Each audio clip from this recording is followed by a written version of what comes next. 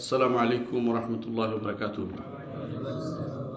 الحمد لله رب العالمين والصلاة والسلام على أشرف الأنبياء والمرسلين نبينا محمد وعلى آله وأصحابه أجمعين وبعد.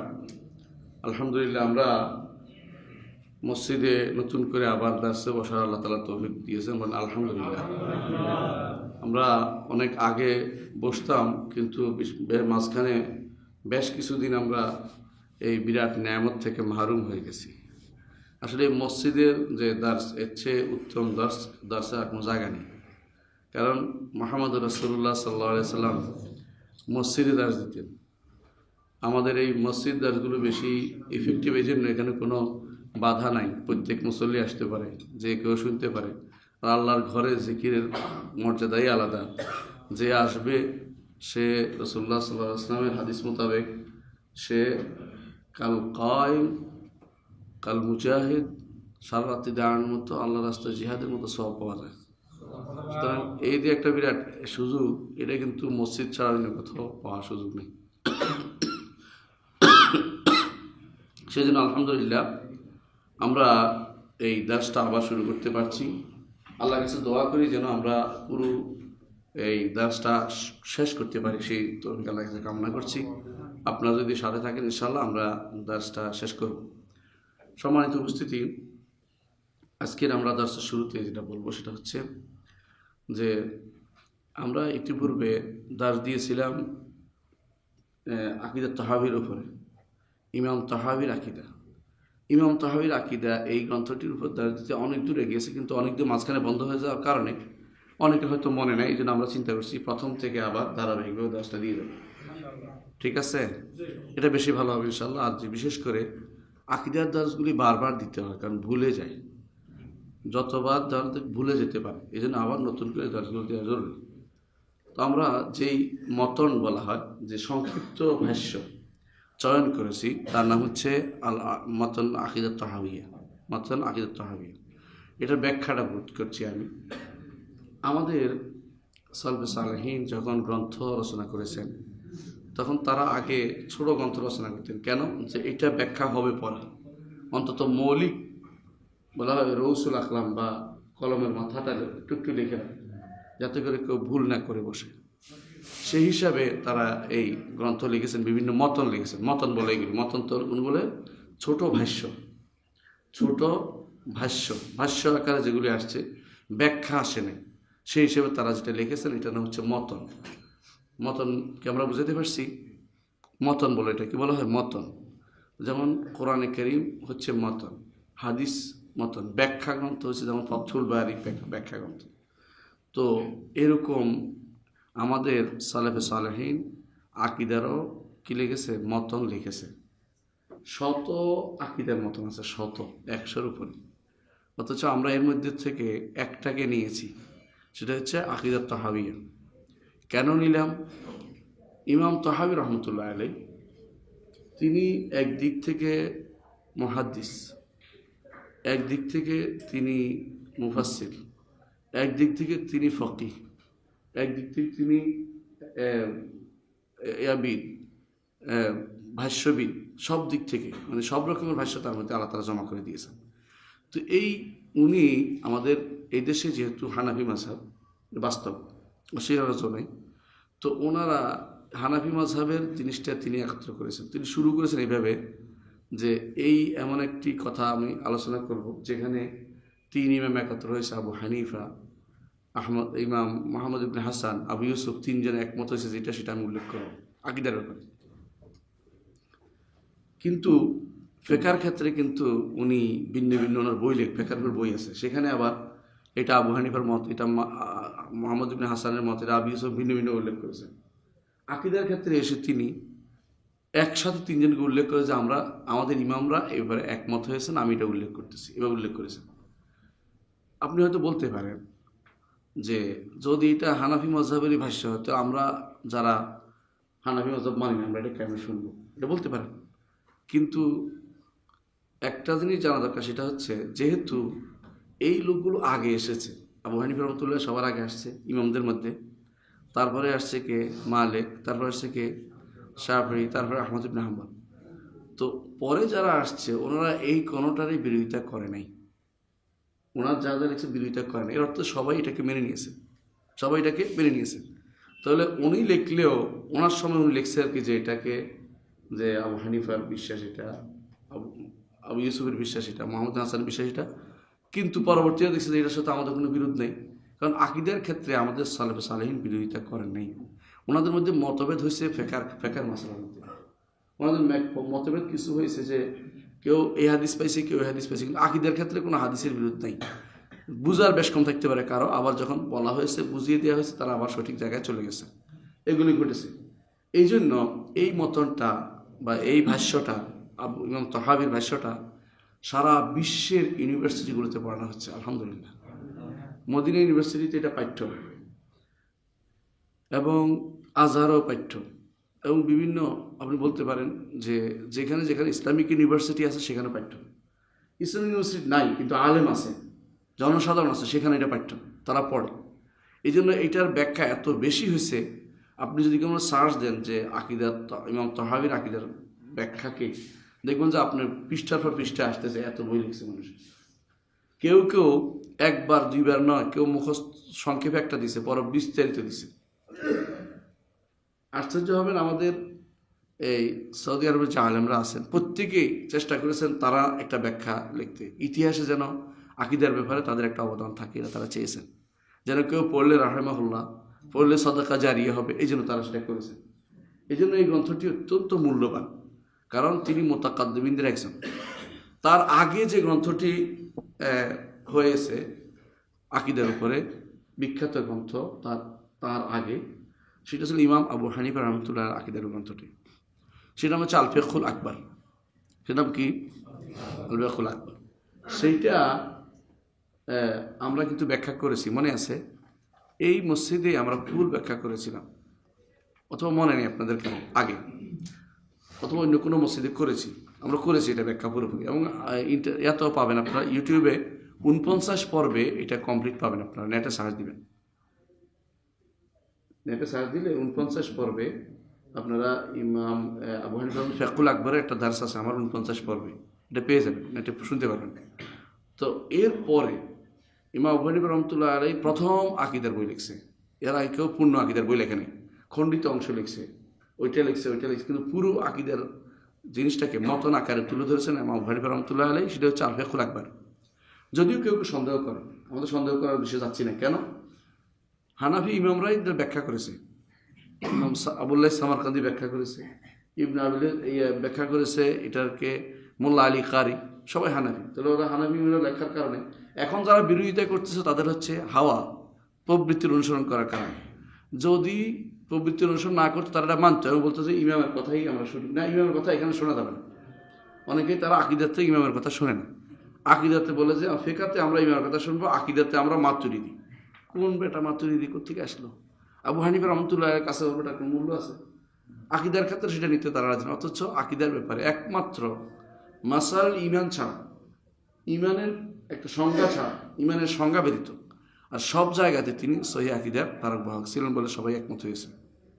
তো মাসাল ইমানের ক্ষেত্রে তার একটা বিশেষ দৃষ্টিভঙ্গি ছিল, সেটা আমরা উল্লেখ করবো যখন আলোচনা আসবে ইনশাআল্লাহ। এটা ছাড়া সব জায়গাতে তিনি সহিহ আকিদার আলোচনা করেছেন। তা ওই ওনার ফিকহুল আকবরে যেটা ছিল, ইমাম আবু হানিফা এই ইমাম তাহাবিও যেহেতু তার ছাত্রের ছাত্র,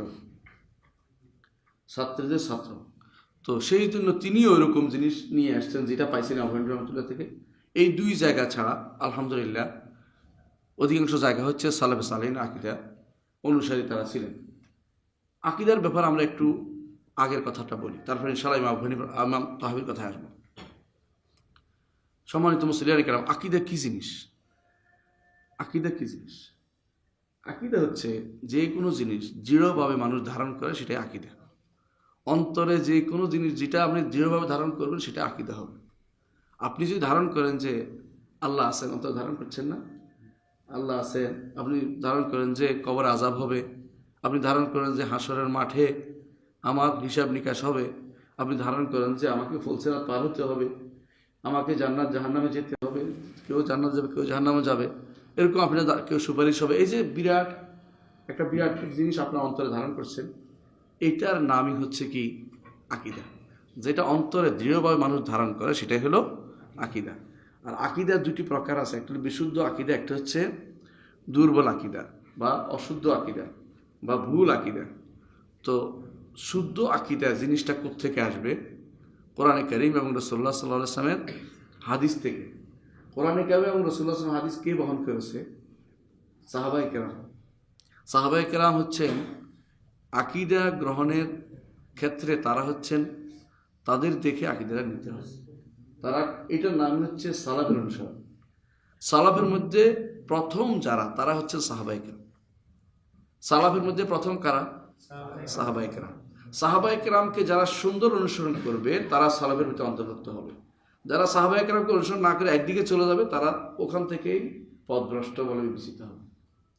ইসলামের ইতিহাসে দেখা যায় না সাহাবায়ে কেরাম কোনোদিন আকিদাতে বিরোধ করছে, দেখা যায় না। কোন একটি মাসআলাতে বিরোধ করেন। যেখানে বিরোধ হয়েছে, মত দুইটা হয়েছে, দুইটা মত আছে, ওখানে সমস্যা নেই, দুইটা মত থাকতে পারে। যেমন ইয়াউমা ইউকশাফু আন সাকিন ওয়া ইউদআউনা ইলা সুজুদ, আল্লাহর জন্য কি সাক, এটা কি আল্লাহর সিফাতের আয়াত না এটা কঠিন বিপদের কথা বোঝানো হয়েছে? দুইটা মত আছে, কিন্তু কেউ আল্লাহর সিফাতুস সাক অস্বীকার করে নাই। সাক হচ্ছে পিণ্ডলি অস্বীকার করেন কোনো সাহাবী। তবে তারা এই আয়াতের ব্যাখ্যা করতে গিয়ে দুইটা মত দিয়েছেন, যে এই আয়াত কেউ বলছে না এটা সিফাত বুঝাচ্ছে, কেউ বলছে না সিফাত না এটা অন্য বুঝাচ্ছে, কিন্তু সিফাত অস্বীকার করেন কেউ। বুঝে আসছে কথাটা? তাহলে বোঝা গেল যে আমাদের সাহাবায়ে কেরাম রিদওয়ানুল্লাহি আলাইহিম আজমাইন কেউ কোনোদিন কোনো আকিদার মাসালাতে দ্বিমত পোষণ করেন নাই। আকিদার মাসালা ঐক্যের মাসালা। আজও যদি পৃথিবীর মানুষ ঐক্য চায়, আকিদার মাসলায় ঐক্য করতে পারবে। ফিকহার মাসালায় বা উসুলের মাসালায় কোনোদিন ঐক্য হবে না। ঐক্যের জায়গা নয় এটা, এটা বুঝের বেশ কম হতে পারে। একটা হাদিস বুঝতে একজন বুঝে একটা, আরেকজন বুঝে একটা, একই হাদিস থেকে। ইজা বালাগাল মাউ কুল্লাতাইন লাম ইয়াহমাল খাবাস, পানি যখন দুই মটকা হয় তখন সেখানে আর ময়লা কাজ করে না, এটা এক অর্থ। ময়লা সেটা বহন করতে পারে না, এটা আরেক অর্থ। কত রকম অর্থ করতে পারে। কুল্লাতাইন বলতে কি বোঝানো হয়েছে? কেউ বলছে বিরাট কলসি, কেউ বলছে না কলসি না, বরং এটা এরকম পানির জলাধার, এক একজন এক অনুবাদ করেছে, করতে পারে বলুন। আকিদার মাসালাতে এরকম কোনো কিছু নাই। একেবারে আল্লাহ সম্পর্কে কি ঈমান আনতে হবে, রাসূল সম্পর্কে কি আসবে, আখিরাত সম্পর্কে কি আনতে হবে, এই ব্যাপারে কোনো মতভেদ করার কিছু নেই। এটা মতভেদ হলে বুঝতে হবে যে এটা আসলে এই ব্যক্তি বিভ্রান্ত হয়ে গেছে। শুধু আমাদের নবী মুহাম্মদ রাসূলুল্লাহ সাল্লাল্লাহু আলাইহি ওয়াসাল্লাম নন, বরং আদম হইতে শুরু করে মুহাম্মদ সাল্লাল্লাহু আলাইহি ওয়াসাল্লাম পর্যন্ত যত নবী রাসূলগণ আসছেন সবাই আকীদার মাসলাতে এক ছিলেন। সবাই আকীদার মাসলাতে এক ছিলেন। যেহেতু আকীদার মাসলাতে সবাই এক ছিলেন, সেখানে কোনো রকমের দ্বিমত গ্রহণযোগ্য না। দুর্ভাগ্যবশত আমাদের দেশে মানুষ কিন্তু বেশিরভাগ পরস্পর মতপার্থক্যকে মানলেও আকীদার ব্যাপারে মতপার্থক্য আরও পরস্পর সমন্বয় করে। যদি দুনিয়া ফেকার মাসলা সমন্বয় করতে রাজি আছে, আকীদার মাসলায় তারা ভাগ ভাগ থাকতে রাজি, মানে সমন্বয় করতে রাজি নেই। ভাগ ভাগ থাকুক, যেন এটা তারা গ্রহণ করে নিয়েছে। না হলে কিভাবে একই পরিবারের এক ছেলে মাজার ভক্ত, এক ছেলে আল্লাহ ভক্ত, বাবা দুইজন নিয়ে ঘরে আছে, কোনো সমস্যা হচ্ছে না, এটা হয়? তাকে তো অবশ্যই ঠিক করতে হবে, তোমাকে ঈমানদার হতে হবে আগে। ঈমানে তো আকিদা, ঈমান হচ্ছে আকিদার একটি নাম। আকিদার এই যে একটা আছে, এই যে একটা ফান বা এই যে একটা বিষয়, এই সাবজেক্টের অনেকগুলো নাম আছে। এক নাম হচ্ছে ঈমান, এক নাম হচ্ছে আকিদা, এক নাম হচ্ছে তাওহীদ, এক নাম হচ্ছে সুন্নাহ, এক নাম হচ্ছে উসুলুদ্দিন, এক নাম হচ্ছে শরিয়া। এগুলি হচ্ছে এই সাবজেক্টের নাম, অনেকগুলো নাম। যেইভাবেই কিতাব লেখা হোক না কেন, এই সবগুলি দ্বারা বুঝাবে কি? আকিদা বুঝাবে। বুঝতে পারছেন? এই জন্য দেখেন, যেটা বলতে চাচ্ছিলাম, আবু হানিফা রাহমাহুল্লাহ ফিকহুল আকবর নামে লিখেছেন। যেটা লিখেছেন এটা হচ্ছে সালফে সালেহিনের সরাসরি আকিদা, অর্থাৎ এটার উপরে নবীরা ছিলেন, এটার উপরে সাহাবায়ে কেরাম ছিলেন, এটার উপরে তাবেঈনরা চলে গেছেন। ইমাম আবু হানিফা রাহমাতুল্লাহ আলাইহি যদি তাবেঈনও ধরি, তাহলে তিনি এটার উপর লিখে গেছেন। এর অর্থ হচ্ছে এই আকিদাগুলো হচ্ছে আমাদের মূল সম্পদ, এখানে কোনো দ্বিমত করার কোনো সুযোগ নেই। কেউ কোনোদিন যদি বলে যে আমি কবর আযাব মানি না, তাহলে কি হইবে বলেন তো? কাফের হয়ে যাবে। কেউ যদি বলে আমি আখিরাত ফুলসিরাত পারাইতে মানি না, কি হবে? কাফের হয়ে যাবে। কেউ যদি বলে যে জান্নাতে যাইলে এই হয় সেই হয়, জান্নাতে এটা হবে না, যেটা আল্লাহ কোরআন এবং হাদিসে বলেছে, সেও কাফের হয়ে যাবে। কিন্তু ধরেন কেউ একজন মানুষ সে শেষ বৈঠকে ওই যে আঙ্গুল নাড়ল না, কি হবে? কিছুই হবে না, তার নামাজের কোনো ক্ষতি হবে না, সব কম হইতে পারে হয়তো কোনোটা মাসালামের ক্ষেত্রে। রুকু থেকে উঠে হাত বাঁধবে কি বাঁধবে না, এই মাসআলাতে কেউ দ্বিমত করতেই পারে, কোনো সমস্যা নেই। এই জন্য দুই শেখের দুইটা মত ছিল। শেখ বিন বাজ রাহমাহুল্লাহ তিনি হাত বাঁধার পক্ষে ছিলেন, শেখুল আলবানী রহমতুল্লাহ আলাইহি তিনি হাত না বাঁধার পক্ষে ছিলেন। বরং শেখ বিন বাজ রাহমাহুল্লাহ এবং শেখ আলবানী রহমতুল্লাহ আলাইহির মধ্যে কত মাসআলায় পার্থক্য, এটা আলাদা করে একজনে এইরকম এত মোটা একটা বই লিখছে, 400 পৃষ্ঠার উপরের বই। বোঝা গেল যে দুইজনের মধ্যে মাসআলাগত পার্থক্য একটা দুইটা না, বহু ছিল। দুইজনে একে অপরকে সম্মানের সাথে উল্লেখ করতেন, আমরাও তাদেরকে সম্মানের সাথে উল্লেখ করি। কিন্তু দুইজনে যদি আকীদাগত মতপার্থক্য থাকতো, আমরা কি নিতে পারতাম? নিতে পারতাম। এটাই বুঝতে পারছেন কথাটা? এই জন্য যারা ইতিহাসের, যারা আকীদাতে মতভেদ করছে, তারা ইতিহাসের আস্থা করে নিক্ষিপ্ত হয়েছে, ওদেরকে কেউ গ্রহণ করে না। ওদের খারাপভাবেই বলে যে অমুকের আকীদা খারাপ, কি ওয়াসিল বিন আতা মুতাজিলি হয়ে গেছে, অমুক আব্দুল্লাহ ইবনে সাবা সে কি হয়েছে, সাবাইয়ার নেতা হয়েছে, শিয়া হয়ে গেছে। এইভাবে যারাই আকীদার ক্ষেত্রে প্রথম দিন থেকে যারা আলাদা হয়েছে, তারা আর কোনোদিন, যতক্ষণ পর্যন্ত তারা ফিরে না আসবে, অতক্ষণ পর্যন্ত তাদের আর গ্রহণযোগ্যতা হারাইছে তারা সারা জীবনের জন্য। যারাই হাদিসের দেখেন, হাদিস গ্রহণের ক্ষেত্রে তারা যখন দেখেছে যে কেউ আকীদাতে খারাপ, তার থেকে কিন্তু গ্রহণ করে নাই। কিন্তু মাসআলা তাদের মধ্যে একে অপর থেকে বিরোধ ছিলই। আব্দুল্লাহ ইবনে মাসউদ রাদিয়াল্লাহু আনহু তিনি যখন রুকুতে যাইতেন, আমরা রুকুতে গেলে হাত কোথায় রাখি? হাঁটুর উপরে, তাই না? হাঁটুর উপর রাখি না? তিনি দুই হাঁটুর মাঝখান দিয়ে হাত ঢুকিয়ে দিতেন। কিন্তু তার পিছিয়ে নামাজ পড়ছে না, বরং তিনি তাকে ওমর রাদিয়াল্লাহু আনহু পাঠানোর সময় বলছে যে আব্দুল্লাহ ইবনে মাসউদ মানে হচ্ছে আমি আছি, মনে রাখবা তোমরা, হে কুফাবাসীরা, তোমাদের জন্য বেশি দরকার মনে করে তাকে পাঠাইছে। রাসূল বলেছেন ইবনে মাসউদ যেটাতে খুশি, আমি এটাতে খুশি। কঠিন জিনিস। আব্দুল্লাহ ইবনে ওমর রাদিয়াল্লাহু আনহু তিনি চোখের ভিতরে পানি ঢুকিয়ে দিতেন, ওযু করার সময় ঢুকছে কিনা চিন্তা করে ভিতরে হা করে পানি ঢুকিয়ে দিতেন, তাই না? শেষ পর্যন্ত অন্ধ হয়ে গেছিলেন। ওনার এটা তো অনেক গ্রহণ করে না মানুষে, কিন্তু তাই বলে তার কেউ কোনোদিন বলে নাই যে ইবনে ওমর এই করেছে সেই করেছে, ইবনে ওমর পিছনে নামাজ পড়বো না। কিন্তু যদি কোনো কেউ আখিরাত বিশ্বাস না করে, তার পিছনে নামাজ পড়া যাবে? পড়া যাবে না। আপনি খেয়াল করেছেন জিনিসগুলো কি?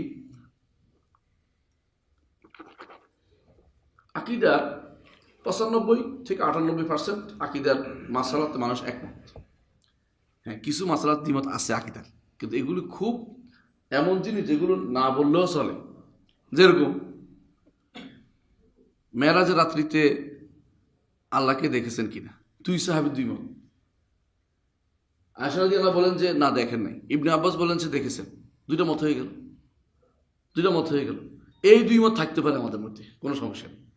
মানে যেটাতে সাহাবায়ে কেরাম দ্বিমত আছেন, সেটাতে আমরা দ্বিমত করতে আমাদের কোনো দ্বিমত সমস্যা নেই। কিন্তু দেখবেন এগুলো তো মৌলিক আকীদা না। আল্লাহকে দেখলেও কি হবে, না দেখলেও কি হবে, কিছুই হবে না। বুঝতে পারছেন কথাটা? কারণ এক বর্ণনা আসছে রাআইতু নূরান, তাহলে বোঝা গেল আব্দুল্লাহ ইবনে আব্বাসের যেটা উদ্দেশ্য এটা হচ্ছে নূর দেখেছেন, আর যেটা আয়েশা রাদিয়াল্লাহু উদ্দেশ্য এটা হচ্ছে আল্লাহকে নূরের বাইরে দেখেন নাই, সরাসরি দেখেন নাই। মিল এটা সম্ভব, এবং এইটা থাকলে কোনো আমাদের সমস্যা নেই। এই জাতীয় মাসালাগুলোতে আমাদের মধ্যে কোনো দ্বিমত হইলে কোনো সমস্যা নেই। এগুলো একেবারে নগণ্য, অল্প হাতে গোনা কয়েকটা মাসালা।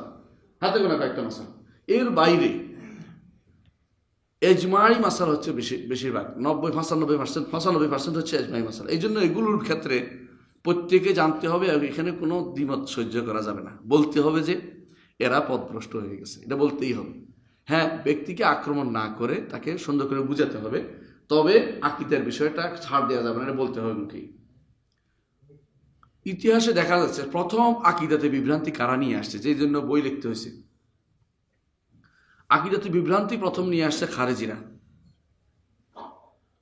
খারেজিরা আকীদাতে বিভ্রান্তি নিয়ে আসে, তবে তারা কোনো আকীদাগত ফেরকা তৈরি হওয়ার আগের ঘটনা বলতেছে। এটা প্রথম তারা কি করেছে, ইনসাফ চাই করে মিছিল করতে ঢুকছে। কোথায়? মদিনাতে ঢুকে কি করলো, খলিফাতুল মুসলিমিন ওসমান ইবনে আফফান রাদিয়াল্লাহু আনহুর বাড়ির চারপাশে ঘেরাও করে রাখলো। কি জন্য?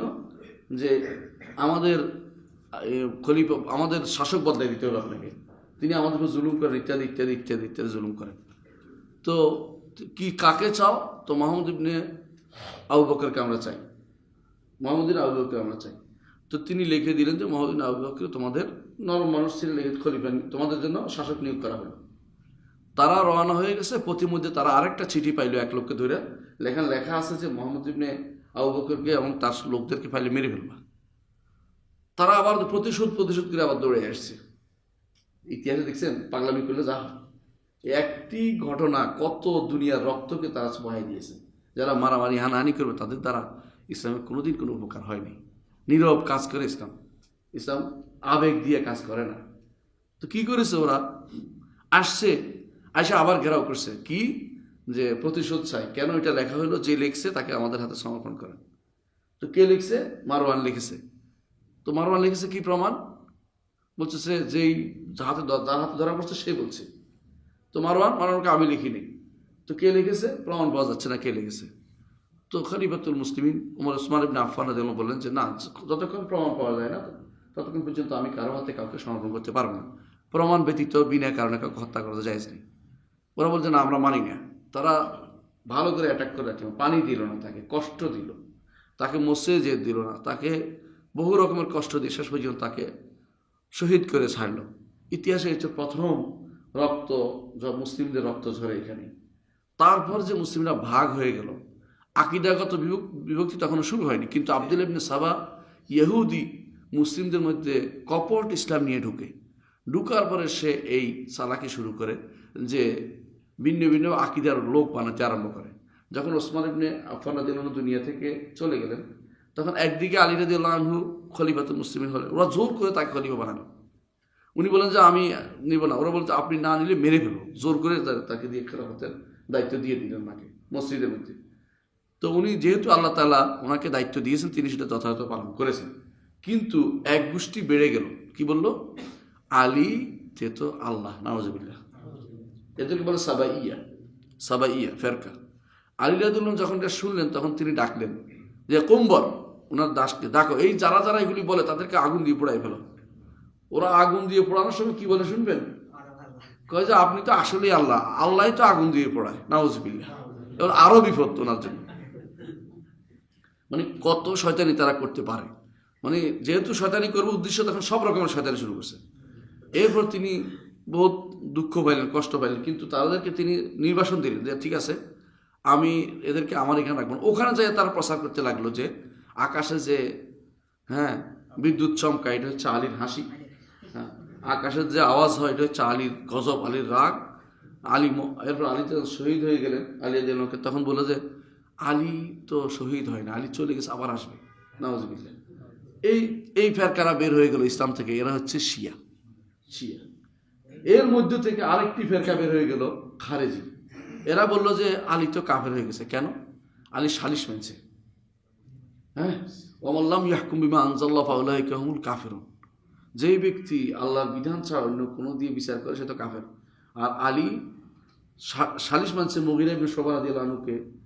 বুঝছেন তো? মুআবিয়া রাদিয়াল্লাহু আনহু আলী রাদিয়াল্লাহু আনহু দুজনের মধ্যে যে যুদ্ধ হওয়ার সময় সালিশ মানছে, 3 নম্বর সালিশ তো হলো থালেসা, তো 3 নম্বর, মানে যে মাঝখানে দুজনকে কি করবে? মীমাংসা করে দেবে। মীমাংসা করছে, মানছে, তুমি তো কাফের হয়ে গেছো, নাউজুবিল্লাহ। ওরা হয়ে গেল খারিজি, মাথা সুফাহুল আহলাম। সামান্য কারণে মানুষকে কাফের বলে, সামান্য কারণে। আজও দেখবেন এদের প্রবণতা অনেক।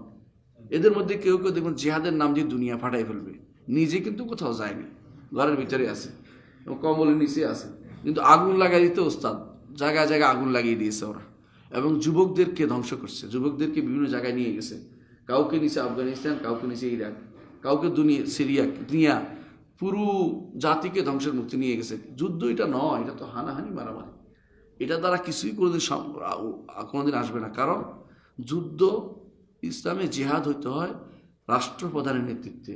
ব্যক্তিগতভাবে কোনো এই জাতীয় জিহাদ, ব্যক্তিগত জিহাদ আছে, সেটা কোনটা? বাইরের নয়, নিজের জিহাদ, যেটা নিজের নফসের বিরুদ্ধে জিহাদ, শয়তানের বিরুদ্ধে জিহাদ, অথবা অন্যায় কাজের বিরুদ্ধে জিহাদ, যেটা যার সামর্থ্য অনুযায়ী করতে হবে।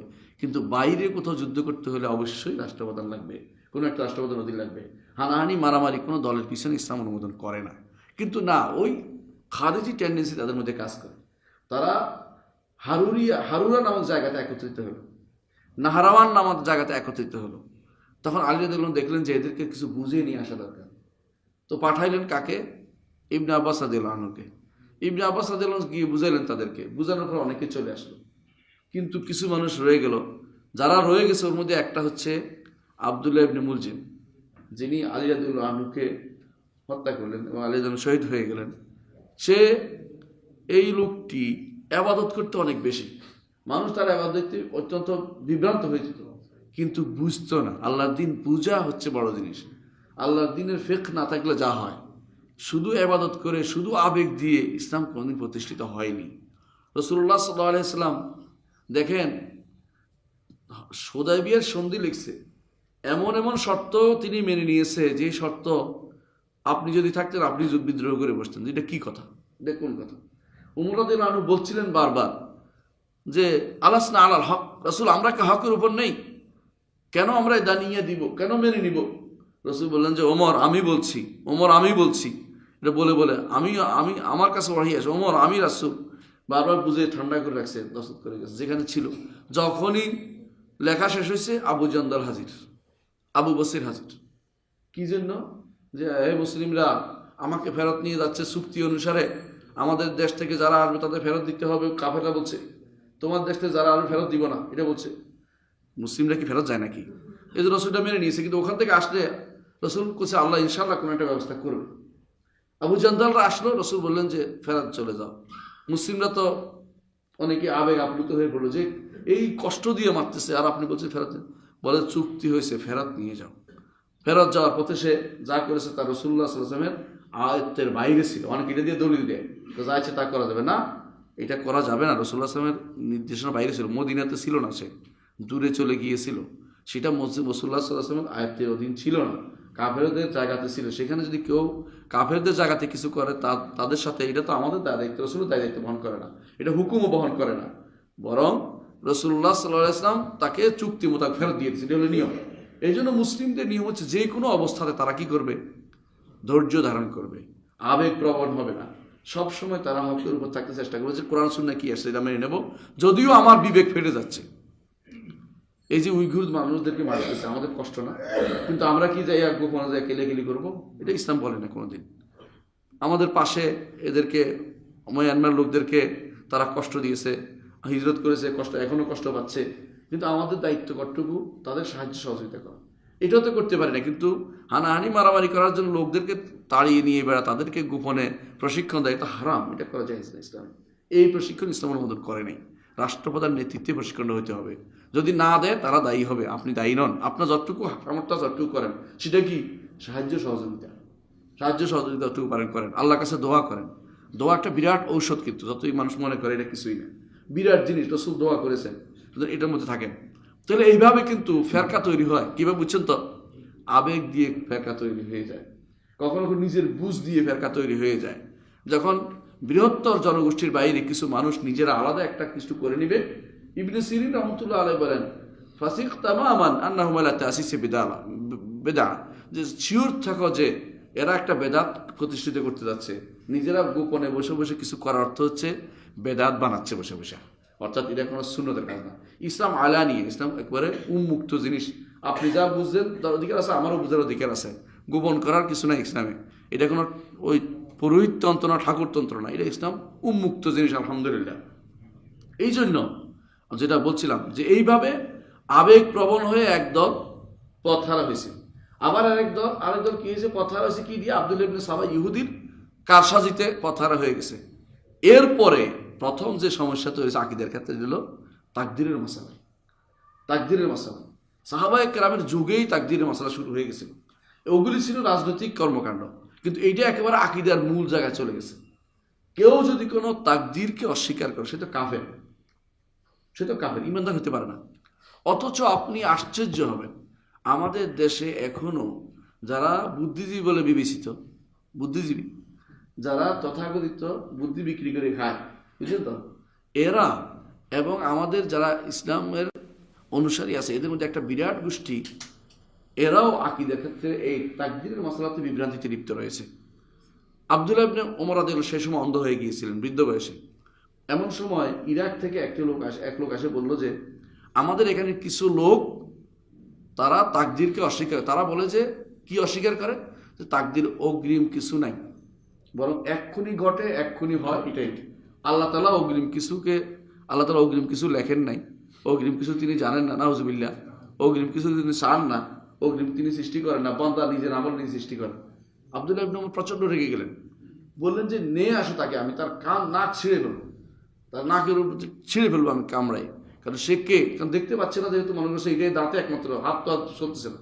তো কঠিনভাবে তিনি তারপর তিনি হাদিস জিবরিলকে উল্লেখ করলেন, হাদিস জিবরিল উল্লেখ করলেন। কেন হাদিস জিবরিল উল্লেখ করলেন? হাদিস জিবরিল হচ্ছে আকীদার মূল কথা। আকীদার মূল কথা কি? হাদিসে জিবরিল। হাদিস জিবরিলকে পুরোটা উল্লেখ করলেন, সেখানে আছে ওয়া আন তুমিনা বিল কদরি খাইরিহি ওয়া শাররিহি। তাকদীরের উপর ঈমান আনতে হবে, ভালো এবং মন্দ এটার উপরে। তাকদীরের উপর ঈমানের বিষয়টি এই জন্য ইমাম তাহাবী বেশি এনেছেন। তার এর মধ্যে তাকদীরের কথাটা ঘুরে ফিরে কমপক্ষে 10 বার আনছে, 10টা এবার বারবার আনছে। কেন আনছে? কি জন্য? এই মাসালাতে বেশিরভাগ মানুষ বিভ্রান্ত হয়, এই জন্য। আর যেহেতু বিভ্রান্ত এখানে হয়ে যায়, সেহেতু এই জায়গাতে বেশি গুরুত্ব দেওয়া দরকার, বেশি ঠিক করা দরকার। তো আমরা দেখতে পাচ্ছি যে আকীদার মাসালাতে, এই আকীদাতে শুরু হয়েছিল খাওয়ারিদের দিয়ে, শিয়াদের দিয়ে, পরে ঢুকলো কারা? কাদেরিরা। ওরা তাকদীর অস্বীকার করতো। আরেক গোষ্ঠী হঠাৎ করে বিপরীত দাঁড়িয়ে গেল, কি? সবই আল্লাহ লিখছে, আমাদের কোনো কর্মকাণ্ড নাই। আমরা কি করি? গাড়ির স্টিয়ারিং ধরে বসে আছি, তিনি যেদিকে চালায় আমি সেদিকে চলি, আমি কিছু চালাই না, আমি শুধু ধরে বসে আছি। এরাই হয়ে গেল, এরা হলো জাবরিয়া। এরা বের হইল। এদের আহলে সুন্নাত ওয়াল জামাত সবসময় দুইটার মাঝখানে ছিল, শিয়া এবং খারিজদের মাঝখানে ছিল, এবং এই মুতাজিলাদের মাঝখানে ছিল। মুতাজিলা কি বললো? আরেকটি গোষ্ঠী বের হলো এরপর। হ্যাঁ, আমরা ইনশাআল্লাহ বিস্তারিত এর মধ্যে আলোচনা আসবে, মাঝখানে কি আকীদা, আমাদের কি পোষণ করতে হবে। এরপরে বের হলো মুতাজিলারা। কি বের হলো? আল্লাহর কালাম নিয়ে। আল্লাহর কালাম, কোরআনে কারীম আল্লাহর কালাম না, আল্লাহর বাণী না। আল্লাহর বাণীকে কেউ যদি অস্বীকার করে, আল্লাহর বাণী না, ঈমান থাকবে? তাহলে কার বাণী? মানুষের বাণী, কোন সৃষ্টির বাণী বললে কি হবে? কাফের। আল্লাহ নিজে বলছে সা উসলিহি সাকার, তাকে আমি সাকারে ফেলবো। সাকার মানে কি? জাহান্নাম। তিনি সরাসরি আয়াতটা নিয়ে আসছেন, যেহেতু তারা সংখ্যা বেশি ছিল তখনকার সময়, এই জন্য তিনি আয়াতটা নিয়ে এসে দলিল দিয়েছেন। তাহলে আমরা দেখতে পাচ্ছি যে আকীদার পথভ্রষ্টতা কোথেকে শুরু হয়েছে? যখনই কেউ কোরআন এবং সুন্নাহ এবং সালফে সালেহ সাহাবায়ে কেরাম এদের বৃহত্তর যে ঐক্য, এই বিরাট জায়গা, এখান থেকে যখনই কেউ একটু করে সরেছে, একটু করে আকীদাতে বিভ্রান্তি তৈরি হয়েছে। বুঝতে পারছেন তো? মানে দেখেন, আশ্চর্য হবেন যে মিশর থেকে যারা খলিফাতুল মুসলিমিনের বিরুদ্ধে আন্দোলন করেছে, সাহাবায়ে কেরামের কেউ ছিল না। বুঝছেন? খারেজি যারা ছিল, সাহাবায়ে কেরাম কেউ ছিল না। শিয়া যারা ছিল, সাহাবায়ে কেরাম কেউ ছিল না। মুতাজিলা যারা ছিল, সাহাবায়ে কেরাম কেউ ছিল না। কাদেরিয়া যারা ছিল, সাহাবায়ে কেরাম কেউ ছিল না। জাবরিয়া যারা ছিল, সাহাবায়ে কেরাম কেউ ছিল না। এমনকি ইমামদের মধ্যে বিখ্যাত ইমামরা কেউ এই পথ পোষণ করত না। তাহলে বোঝা গেল এরা কারা? এরা সাময়িক কিছু মানুষ যারা আবেগ আপ্লুত হয়ে এটা কিছু করে বসতে চায়। সারা বাংলাদেশে 164 জায়গাতে যারা এরকম বোমা ফুটেছে, এই গোষ্ঠীগুলো মূলত এরা বোকা, এবং এরা মনে করে এইভাবে বুঝি কিছু একটা করবে। এইভাবে কিন্তু কিছু করা যায় না। এর মাধ্যমে তারা ইসলামকে অপমানিত করেছে, ইসলামের মধ্যে গ্লানি ঢেলে দিয়েছে। এরা ভুল করেছে। এই জাতীয় মানুষগুলো আপনাদের এই ছাত্র, আপনাদের এই সন্তান, এদেরকে বোঝানো দায়িত্ব আপনার। এই জন্য যত বেশি আলেমদের যারা সালফে সালেহ অনুসারী থাকবে, কোরআন সুন্নাহ অনুসারী এবং সাহাবায়ে কেরাম অনুসারী থাকবে, ততক্ষণ তারা শান্তি থাকবে। যখনই এর চেয়ে বাইরে যাবে, তখন তারা পথভ্রষ্ট হবে। তাহলে এরপরে কি আসলো? মুতাজিলাতে আসলো। বললাম মুতাজিলা কি আসলো? মুতাজিলার আসে সম্পূর্ণ বদলাই দিল তাদের আকীদা বিশ্বাস। কি? বিবেকে ধরলে মানি, বিবেকে না ধরলে মানি না। হ্যাঁ, বাস। বিবেকে এটা ধরে না, মানি না। যেমন কি বললো, কি কবর আযাব না, বিবেকে ধরে না। কেউ দেখলাম না তো, খুলে দেখছি কোনো আযাব দেখলাম না। আচ্ছা, হাসরের মাঠে পলসেরাতু পারে যাবে, আল্লাহ ফুলসেরা তো এত কঠিন কেন দিবেন? আর বলছে হীরার চেয়েও ধার, তারপরে সুরের চেয়েও মিহি। কয় এটা কি পাহাড়, এটা ইয়া হইলো কি করে? এটা আবার ফুল হইলো কি করে? এটা সে মানে না, নাউজুবিল্লাহ, তার বিবেকের ধরনের জন্য মানে না। আচ্ছা, বলে যে হাসরের মাঠে আল্লাহ তাআলা মানুষের ওজন করবেন, হাদিসে আছে আমল ওজন করবেন। বলতেছে আল্লাহ কি বাক্কাল না ফাউয়াল? বাক্কাল বুঝেননি? তরকারি মাপে যে, ফাউয়াল মানে ফুল গণে যে, কয় আল্লাহ কি বাক্কাল না ফাউয়াল? মানে না, বিবেকের ধরনের মানে না। এই জাতীয় গোষ্ঠীগুলো এখনো আছে, একেবারে তরতাজা এই গোষ্ঠীটা এখনো আছে বাংলাদেশে। এবং তারা বিভিন্ন কোরআন রিসার্চের নাম দিয়ে তারা বিভিন্ন জায়গাতে বিভ্রান্তি সৃষ্টি করছে। এবং সুযোগ বুঝে তারা কি করে জানেন? কোনো কোনো আলেমদেরকে তারা কথা বলতে বলে এদের ছবি দিয়ে বলে যে উনি আমাদের সাথে বৈঠকে বসছে, বাস মনে করে জায়েজ হয়ে গেছে জিনিসটা। হয়তো কোনো আলেম গেছে তাদের সাথে কথা বলতে, এইটা দিয়ে তারা ব্ল্যাকমেল করে মানুষদেরকে। এই গোষ্ঠীটা এখনো বাংলাদেশে আছে। তাহলে আপনি আশ্চর্য, বাংলাদেশ না পৃথিবীর সব জায়গায় এদের বলে আকলানি বলে, এদেরকে আসরানি বলে।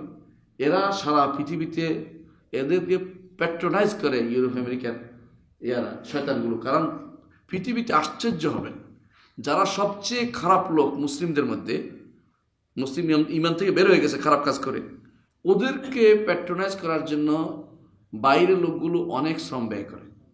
আপনি দেখবেন এই যে মুষ্টিমেয় কয়টা কাঁদিয়ে নিয়ে আমাদের দেশে না, আপনি ওদেরকে হাত দিয়ে দেখেন না, ইউরোপ আমেরিকাতে কান্নাকাটি আরম্ভ হয়ে যাবে।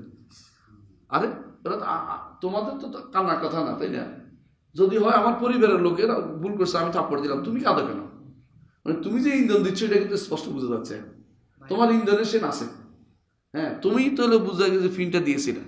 ইংরেজরা প্রতিষ্ঠা করেছে তিনটি জিনিস। একটি হচ্ছে, তিনটি ইংরেজরা বিভ্রান্তি তৈরি করে গেছে। একটি হচ্ছে কাদিয়ানি ফেরকা, এটা ওদের সময় তৈরি। আপনারা দেখবেন 19 শতাব্দীতে প্রথমে 1902 সালে তারা কোরআনী ফেরকা তৈরি করছে। স্যার সৈয়দ আহমদ, যিনি আলিগড়ের প্রতিষ্ঠাতা, তারে দিয়ে তারা কোরআনী ফেরকা তৈরি করেছে। কোরআন মানে হাদিস মানে না। এরপরে ধীরে ধীরে আর 3 নম্বর তারা তৈরি করেছে বেরলভী গোষ্ঠীকে। বেরলভী গোষ্ঠী বুঝছেন কিনা? চিনেন না? হ্যাঁ, এরা হচ্ছে তারা মাজার পূজা যারা, কবর পূজারী যারা, এই গোষ্ঠী তৈরি করেছে। এদের কাজই হচ্ছে যারা একটু আকীদার দিকে আহ্বান করবে তাদেরকে বলে ওহাবি। হ্যাঁ, সহি আকীদার কথা বলবে, কোরআন সুন্নাহর কথা বলবে, ওহাবি। অলি আল্লাহ মানতেছে না, আমাদের অলি আল্লাহকে সম্মান করতেছে না, অলি আল্লাহ বিরোধী কথাবার্তা বলতেছে। হ্যাঁ, আমাদের বাপদাদা বুঝে নেই, আমাদের অমুক হুজুরে আসছিল, আমি দেখছি অমুক হুজুরে পানির উপর দিয়ে হেঁটে যাইতো, পানির উপর নামাজ পড়ে ফেলতো। অমুক হুজুর রাতের অন্ধকার দেখছে পানির উপর নামাজ পড়তেছে, এটি তারা প্রচার করে, বুঝছেন তো? এর বিরুদ্ধে আপনি কথা বললে আপনি হচ্ছেন ওহাবি, অলি আল্লাহ সম্মান করতে জানেন না, আপনি আদব নাই। হ্যাঁ, এরপর ফার্সি কবিতা, উর্দু কবিতা দিয়ে আপনাকে একবারে ঘায়ল করে দিবে ওয়াজ মাহফিলের মধ্যে। এইগুলি হচ্ছে এই গোষ্ঠী এখনো আছে। আপনি মনে করেন না, এটা না। প্রত্যেকটি কাউম তার ওয়ারিশ রেখে যায়, মনে রাখবেন। দুনিয়া থেকে চলে গেলেও তার বিদ্যা রেখে যাচ্ছে। আশ্চর্য হবেন, যেই বিদ্যা হাল্লাজ রেখে গেছে। হাল্লাজ তো কুফরি কালাম করতো সরাসরি। হাল্লাজের বই কেউ যদি পড়ে তার ঈমান থাকবে না। এটাকে অনুবাদ করাইছে ইউরোপিয়ানরা, বাংলা ভাষায় অনুবাদ করায় বাজারে ছাড়ছে, রকমারিতে পর্যন্ত পাবেন আপনি। এটা তাওয়াসিন নাম যে বইটা, কুফরি কালাম। হ্যাঁ, ফতুহাতুল মাক্কিয়া ইবনে আরবির কুফরি কালামে ভর্তি। এগুলি বাংলায় অনুবাদ করায় ওরা। আর ওদের দেশে ওইটাকে তারা প্রচুর পরিমাণে ফলাও করে। ওদের নামে বিভিন্ন জিনিস দিবে, ইবনে আরবির নামে, হাল্লাজের নামে। কেন? হ্যাঁ, শেখুল আকবর নাম দিবে। অথচ এটা হচ্ছে বিভ্রান্তির চরম জায়গা, যেখান থেকে আর বিভ্রান্তি বলতে কিছু নেই। তারা কি করে? তারা আল্লাহ তাআলার দুইটা জিনিসকে একসাথ করে হচ্ছে। আল্লাহ তাআলার দুইটা জিনিস কি জানেন? রুবুবিয়ত এবং উলুহিয়ত দুইটা ভিন্ন জিনিস না, যেটা ভিন্ন জিনিস মনে রাখবে সবসময়। রব হচ্ছেন তিনি, আর রব হচ্ছেন তিনি, তার কর্মকাণ্ড, এটা রুবুবিয়তের অংশ। আর ইলা হচ্ছে ইবাদত করি কি আমি, তা মানি তাকে। তো দুইটাকে একসাথ করে হচ্ছে। এখন তাদের মত হইল, দেখেন পৃথিবীতে যা ঘটে, সংক্ষেপে এটা বলবো, আমার সামনে চলে যাবো ইনশাআল্লাহ। পৃথিবীতে যাই ঘটে এটা আল্লাহর ইচ্ছার বাইরে ঘটে। হ্যাঁ, তো বলে যে আমরা যদি শিরিকও করি তো আল্লাহর ইচ্ছা তো আছে। নাউজুবিল্লাহ, বুঝছেন তো কথাটা? এইটা হচ্ছে তাদের, এটার নাম দিচ্ছে তারা হাকিকত। এটার নাম দিচ্ছে তারা হাকিকত। হ্যাঁ, বলে না কি বলে? হাকিকত, তরিকত, হ্যাঁ, মারিফত, আর কথা বাইর করছে। এইটার নাম দিচ্ছে হাকিকত। যে যতক্ষণ পর্যন্ত আপনি দুইটাকে এক না করতে পারবেন, আপনার ইচ্ছা আল্লাহর ইচ্ছা একরকম, মানে আপনি যাই করেন তার ইচ্ছে তো হচ্ছে। সুতরাং এর পর্যন্ত আপনার আর কোনো সমস্যা নেই, আপনি এটা করতে পারলে আপনি পৌঁছে গেছেন না। এই জন্য কাপড় চোপড় লাগে না, ল্যাংটা হলে তিনি হাকিকতে পৌঁছে যায়। এই জন্য ওদের আর কাপড় চোপড় লাগে না, ওদের হারাম হালালা বাস বিচার করা লাগে না, বরং এমনি তিনি হাকিকতে পৌঁছে গেছেন। এই যে কেন, কারণ আল্লাহর ইচ্ছা বন্দার ইচ্ছা সমান হয়ে গেছে। আমি যা ইচ্ছা তার বলতেছে, এক সময় তার ইচ্ছা খুঁজতাম, এখন তিনি আমার ইচ্ছা খোঁজেন না। তিনি ইবনে আরবির কথা। এই জাতীয় মানুষগুলোকে আমি বলতে প্যাট্রোনাইজ করে কারা, এদের অনুসারী সুফিজম, এদের পুরো অনুসরণ প্যাট্রোনাইজ করে ইউরোপ আমেরিকা। আপনি আমেরিকাতে পাবেন বিশ্ব সুফি সম্মেলনের জন্য তাদের বরাদ্দ আছে, জায়গা দেয়, পয়সা দেয়। আমাদের এক স্যার, আপনারা জানেন, ডক্টর আব্দুল্লাহ জাহাঙ্গীর, তিনি গিয়েছিলেন একবার। গিয়েছিলেন, উনি গেছেন সুফি হিসেবে যান নাই, দাওয়াত পাইছে, গেছে দেখতে কি অবস্থা হওয়ার জন্য দেখতে গেছে। দেখে আসে উনি যা বললেন সেটা হচ্ছে, ওরা আসলে এটার জন্যই তো, ওরা জানে যে এই জায়গাতে হিট করলে মুসলিমরা সব কিছু এটার ভিতরে হয়ে গেলে মূল ইসলাম থেকে তারা দূরে সরে যাবে, সুতরাং তাদের আর কোনো সমস্যা হবে না। এটা তারা হিট, এই জন্য তারা সে চেষ্টা করেছে। না হলে আপনি যেখানে আপনি ডক্টর জাকির নায়েককে তারা কেউ জায়গা দেয় না পৃথিবী, দেখছে কত শর্ত অনুসারে একজনে দিছে, তাও আল্লাহ হেফাজত করে রাখছে ওদেরকে। কিন্তু সেখানে আপনি দেখবেন পাকিস্তানি তাহের কাদরিকে তারা বিরাট বাগান বাড়ি সহ জায়গা দেয় আমেরিকা, কোনো সমস্যা হয় না তাদের। আপনার সুফি হলে আপনার জন্য পাসপোর্ট, আপনার জন্য আছে, বিষয় আছে। কিন্তু আপনি যদি ধরা পড়েন যে আপনি কোনো ভালো মানুষ, আপনি আকীদা শুদ্ধ, তা আপনাকে বহু হেনস্থা করবে আপনার জন্য। এগুলি সবই তারা ভালো করে জানে আমাদের সম্পর্কে। এই জন্য দেখবেন ইসলামের থেকে বেরিয়ে গেছে, ইসলাম থেকে পুরোপুরি বাহাই ফেরকা আপনাদের কাছেই আছে। এরা কিন্তু ইসলাম থেকে কোনো ইসলামের অংশ না এটা। তো ওরা কি করে, ওদের কেবলা কোথায় জানেন? সাইপ্রাস, বারাকাল্লাহু ফিক। ওদের কেবলা সাইপ্রাস, ওদের কেবলা কিন্তু আমাদের কেবলা এক না। এই জন্য ওদের ওদের আবাদতখানা, ওদের কর্মকাণ্ড সব ইসরায়েলে উন্মুক্ত, কোনো সমস্যা নেই। কিন্তু আপনি যান না, ঢুকতেই পারবেন না, উন্মুক্ত দূরের কথা। ওরা কিন্তু আপনার সম্পর্কে ভালোই স্টাডি করে, যে যারা আকীদায় বিভ্রান্ত ওদেরকে প্যাট্রোনাইজ করো, ওদেরকে সাহায্য করো। আমি কত বলি যে যুদ্ধ লেগে যাচ্ছে আমেরিকা আর ইরান, জীবনও লাগবে না, আপনি দেখে রাখেন। কেন লাগবে না? আমি লিখে দিলাম, লাগবে না কেন জানেন? কারণ তারা জানে যে এটা থাকলে সুবিধা, মুসলিমরা পরস্পর কিলাকিলি করতে থাকবে, আমি শান্তি থাকতে পারবো। এরা কোনোদিন ইসলামের কোনো উপকার করেনি, শিয়ারা শুধু বড় বড় বাগড়ম্বর মারে। কই, ওদের পাশেই তো আছে ইরান, ইরানের পাশেই তো আছে ইসরায়েল। কোনোদিন কি মিসাইল মারছিল? না, মারছিল যারা, এরা ভুল করে মারছে, পরে মাপ চাইছে, জানেন এটা ইতিহাস। মারছিল যারা, পরে মাপ সাপ চাইছে, বিরাট ইতিহাস আমাদের কাছে ডকুমেন্টারি আছে, যে পরে মাপ চাইতে আমাদের ভুল হয়ে গেছে, এটা বুঝতে বলেছি।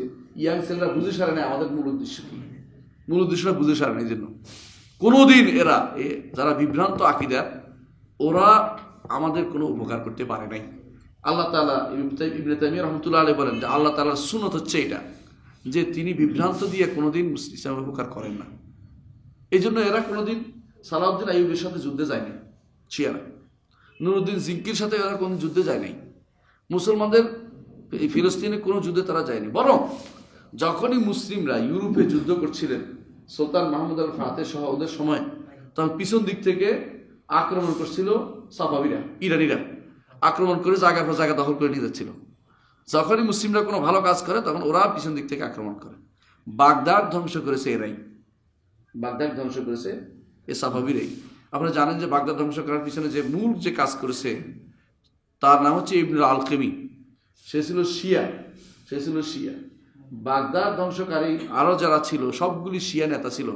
খলিফাতুল মুসলিমিন মনে করছে যে এদেরকে দিয়ে ডেকে আনলে বোধহয় ভালো হবে। খলিফাতুল মুসলিম বুঝতে পারে নাই, কিন্তু তারা তাকে বস্তার মধ্যে রেখে পায়ের নিচে পিষি পিষি মারছে। কয়েকদিন তোর জন্য তরবারি খরচ করবো না, পায়ের নিচ দিয়ে মারবো, এরকম করে মারছে তাকে। এরা হচ্ছে ইসলামের জন্য সবসময় শত্রু। হচ্ছে আমরা বুঝি না, আমরা আকীদার ব্যাপারে ছাড় দেই। হ্যাঁ, একটা বিরাট গোষ্ঠী এখন কাজ করতেছে, বলছে আকীদার ব্যাপারে আপনার কথা বলেন কেন? আকীদা নিয়ে তো অনেক ফেতনা তৈরি হয়। আপনি যদি আকীদা শুদ্ধ বললে ফেতনা তৈরি হয়, তা আপনার অন্তরে ফেতনা রয়েছে, আপনার অন্তরে ফেতনা রয়েছে। কারণ এই ফেতনা, আশ্চর্য হবেন, ফেরাউন সে সবচেয়ে বড় ফেতনাবাজ, তাই না? সে কি বলতেছে দেখেন, আল্লাহ তাআলা বলছে যে ইন্নাহু কানা আলিয়াম মিনাল মুফসিদিন, ফিতনাবাজ ফাসাদ যারা করে এর মধ্যে সর্বোচ্চ হয়েছে ফেরাউন। আল্লাহ বলছে এটা। আর সে কি বলতেছে, দারুনি আক্তুল মুসা, ছাড়ো আমাকে, মুসাকে হত্যা করে ফেলবো। কি জন্য? ইন্নী আখাফু ইউবাদদিলা দীনাকুম, তোমাদের দিন পরিবর্তন করে দিবে। দিন বলে, দিন বলে, ওটা বলে দিন, ও যেটা করে এটা বলে দিন। হ্যাঁ, দিন পরিবর্তন করে দেবে। আমাদের কিছু মানুষ কিন্তু এরকম করে, কার তোমাদের বাপদা আমাদের ওলি আল্লাহদের দিন পরিবর্তন করে দিচ্ছে। আও আইয়াজহারা ফিল আরদিল ফাসাদ, ফেরাউন আরো বলতেছে আমার তো ভয় হয় যে ফিতনা ফাসাদ লাগাই দিবে। এজন্য আপনি যখন সহি আকীদার কথা বলবেন, সহি মানহাজের কথা বলবেন, এবং কোরআন এবং সুন্নাহ অনুসরণের কথা বলবেন, এবং সালফে সালিহিন অনুসরণ চলার জন্য বলবেন, তখনই আপনাকে বলা হবে যে আকীদা নষ্ট করে দিচ্ছে, ফিতনা লাগাই দিচ্ছে, এরা তো আগুন লাগাই দিচ্ছে, মুসলিমদের অনৈক্য তৈরি করতেছে। আসুন ঐক্যের কথা বলি। হ্যাঁ, কোন ঐক্য আপনি তৈরি করবেন? আসেন না, আমি ঐক্য চাই, এটা হচ্ছে আকীদা ঐক্য করেন, আকীদা মিলে যাই, দেখবেন আর কেউ আসবে না। আর তখন তাদের ঐক্য হচ্ছে যেন তেন ভাবে একত্রিত হইয়া কারো বিরুদ্ধে কিছু করে একটু ক্ষমতা দখল করতে কেউ খারাপ হয় না, তখন ভালোই হয়। মানুষকে বোকা বানাইয়া কিছু ভোট টোট পাইলে কিন্তু উভয় কম হয় না। কিন্তু আপনারা এটা করে না, আসেন ঐক্যের দিকে আহ্বান করা জরুরি। সেটা হচ্ছে আসলে সবাই মিলে সহি আকীদায় চলে আসে। তাআলা ইলা কালিমাতিন সাওয়াইন বাইনানা ওয়া বাইনাকুম আল্লা না'বুদা ইল্লাল্লাহ ওয়া লা নুশরিকা বিহি শাইআন ওয়া লা ইয়াত্তাখিযা বা'দুনা বা'দান আরবাবা মিন দুনিল্লাহ ফা ইন তাওয়াল্লাউ ফাকুলু শাহাদু বিআন্না মুসলিমুন। এই যে আয়াতটা অসাধারণ। আল্লাহ তাআলাও ডাকছে, তাআলা, হে নবী আপনি বলে দিন, আসো। কাদেরকে? ইহুদি নাসারদেরকে। তোমাদের সাথে আমাদের ঐক্য হবে, তবে একটা জায়গাতে আসো। এটা কি? সাওয়াইন বাইনানা আল্লা না'বুদা ইল্লাল্লাহ ওয়া লা নুশরিকা বিহি শাইআন ওয়া লা ইয়াত্তাখিযা বা'দুনা বা'দান আরবাবা মিন দুনিল্লাহ।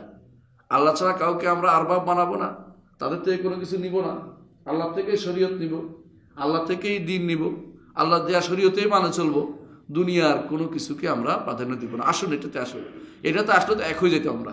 ইহুদিরা, নাসারারা এবং মুসলিমরা এক রকম, তারা ইসলামে আসছে, আল্লাহর কাছে এসছে।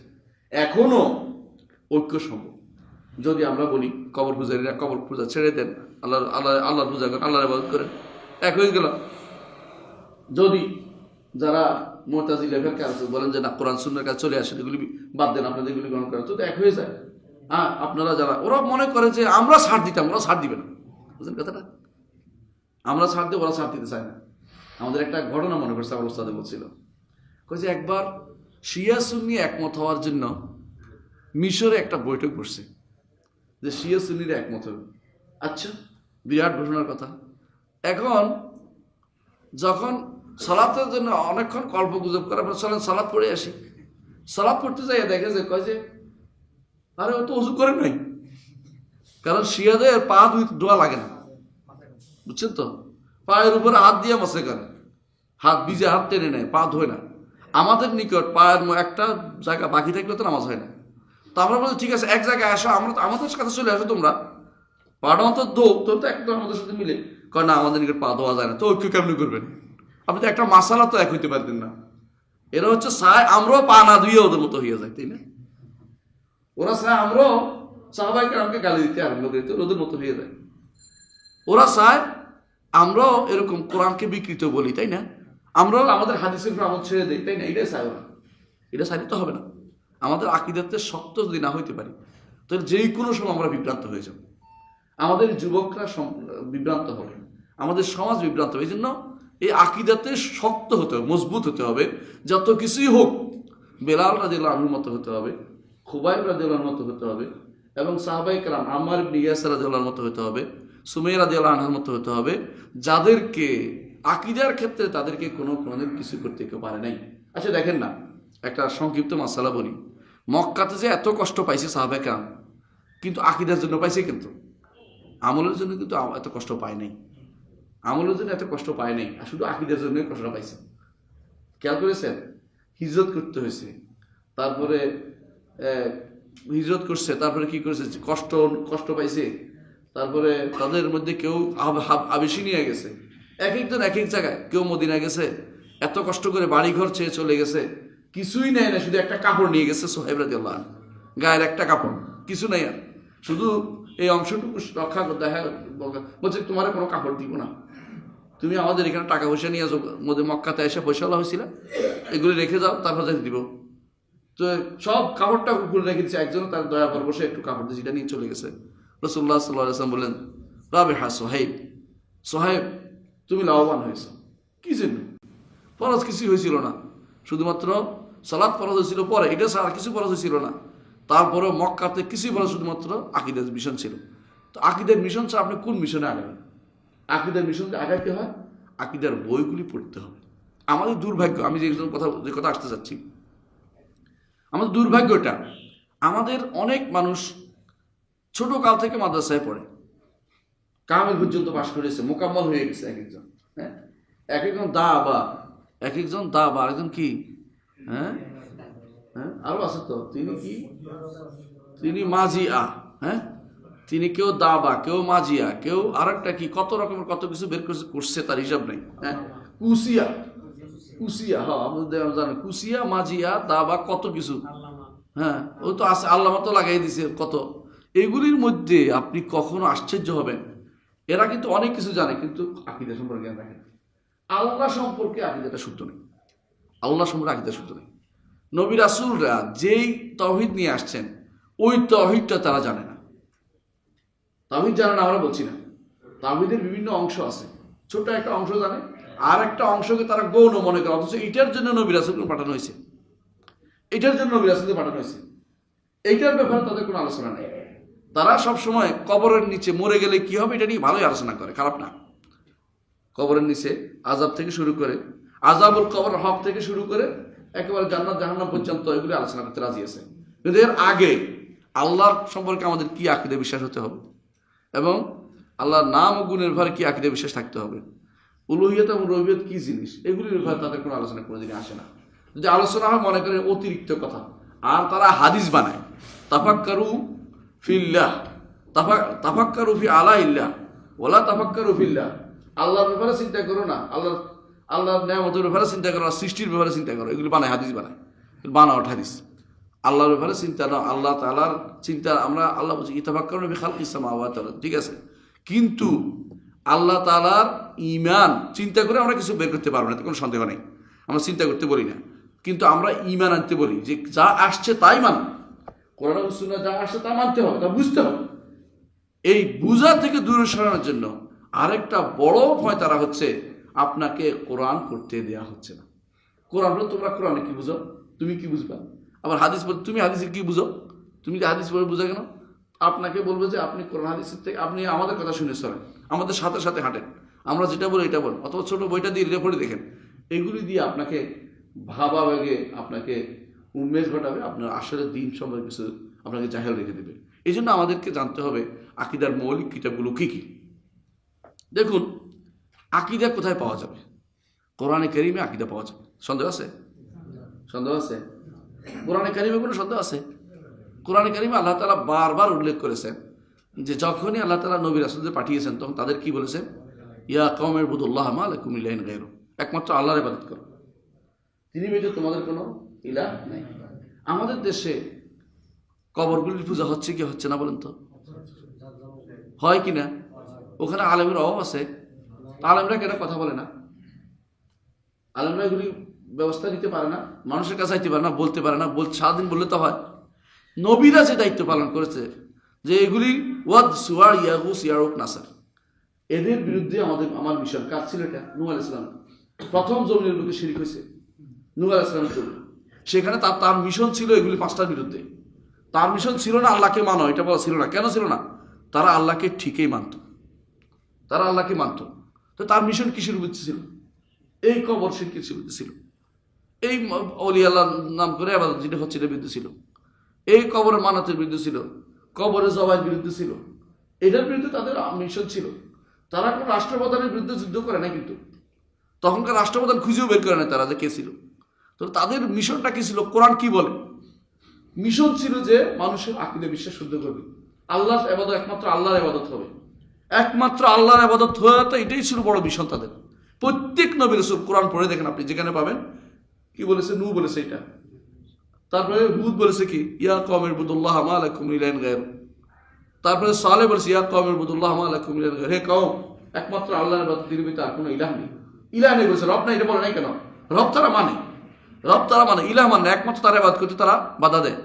এইভাবে প্রত্যেক নবী, এটা ছিল রাসূলুল্লাহ সাল্লাল্লাহু আলাইহি ওয়াসাল্লাম পর্যন্ত প্রত্যেক নবী এই কাজটি করে গেছেন। এইটা প্রথম কাজ। এই কাজটা আমাদের দেশে হচ্ছে না। এটা হচ্ছে আকীদার প্রথম দর্শ। এটা হওয়া উচিত। এটা হয় না কেন জানেন? এটা হয় না কারণ হচ্ছে, আমরা যখন পড়বো বুঝবেন যে ইমানের সংজ্ঞাতে সমস্যা হয়েছে। ইমানের বুঝে নেই, তাওহীদটাই বুঝে নেই।